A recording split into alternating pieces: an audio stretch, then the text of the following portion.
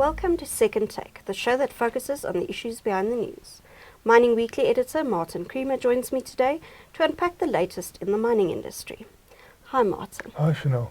Anglo American is ready to go with 600 megawatts worth of projects and is moving swiftly ahead with green hydrogen. Tell us about that. Yes, I was encouraged yesterday by the upbeat sort of comments on this 600 megawatts, which is for this year.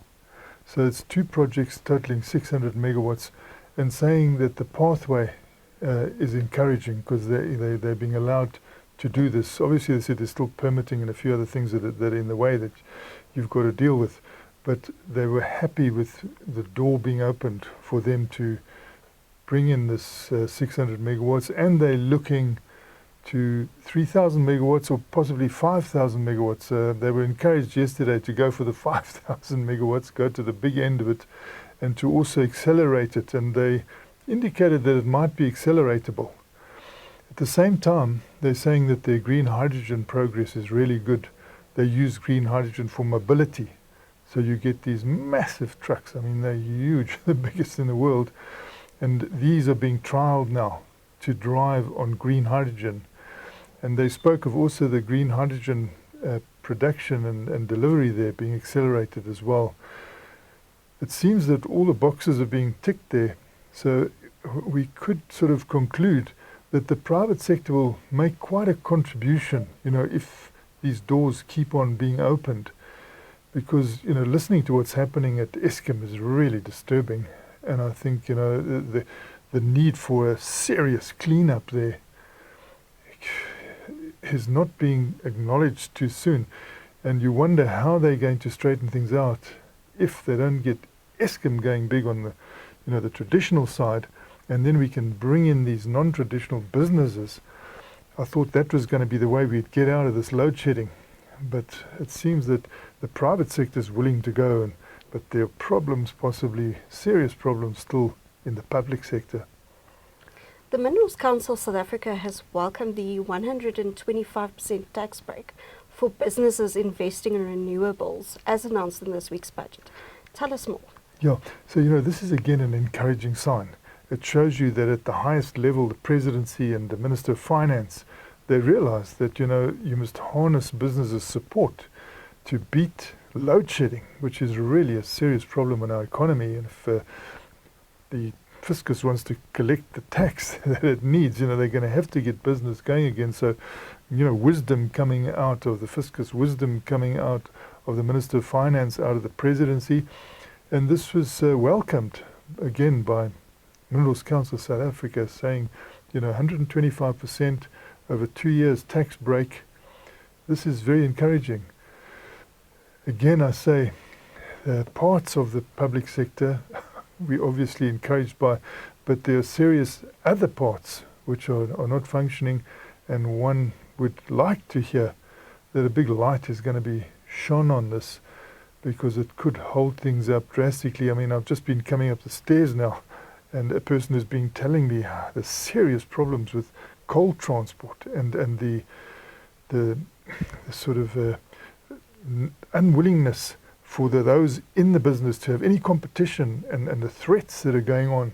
So it's quite worrying, the whole traditional way we've been producing electricity seems to have created a whole lot of problems. And I think that there's not enough is being said about how we're going to get out of that. Yet we see encouraging signs as well. This 125% tax break is a good one. Lastly, Amplats expects 14,000 jobs to be created through South Africa's hydrogen corridor.